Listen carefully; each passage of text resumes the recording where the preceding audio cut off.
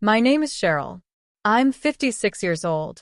For most of my life, I believed love was something you settled into, like a favorite armchair. Comfortable, familiar, a little frayed at the edges, but warm, steady. I married young, raised two children, and lived on the same quiet cul-de-sac for over 2 decades. I thought I knew who I was, what I wanted, and how my story would end. But life, as it often does, caught me off guard, in the softest, most unexpected way. It was a Thursday afternoon, the kind where golden light filters through the blinds just right, painting the kitchen tiles in warm tones and making the dust in the air shimmer like stars. I had just finished a late lunch, chicken salad and fruit, nothing special, and was rinsing dishes when I heard a gentle knock at the back door. I dried my hands, opened it, and there he was. Daniel, my neighbor's husband. A soft, sheepish smile played on his lips, a cardboard box cradled in his arms.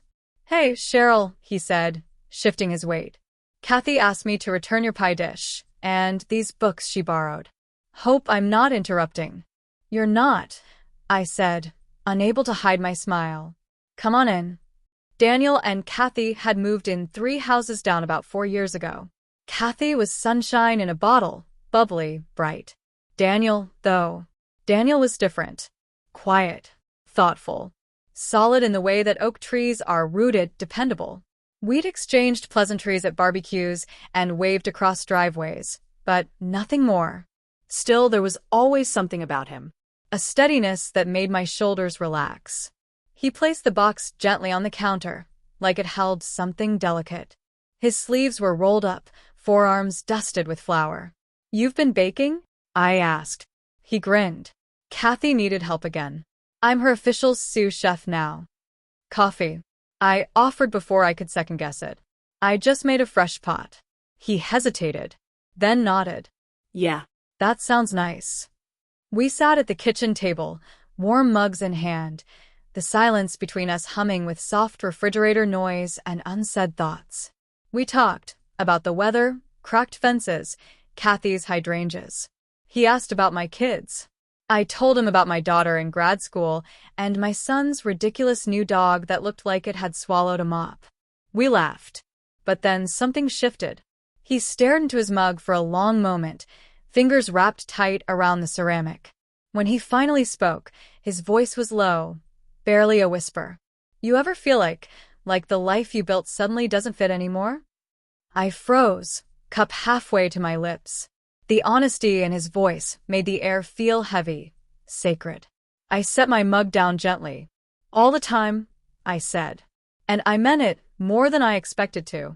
He looked up, and for the first time, our eyes really met. Not neighborly, not polite, real, searching. And in that stillness, the world seemed to hold its breath. We didn't speak after that. Not for a while. But the silence wasn't awkward. It was full. Full of something unspoken and new. When I stood to collect the mugs, he stood too. "You don't have to. It's just dishes," I said with a soft smile. "I've done a million."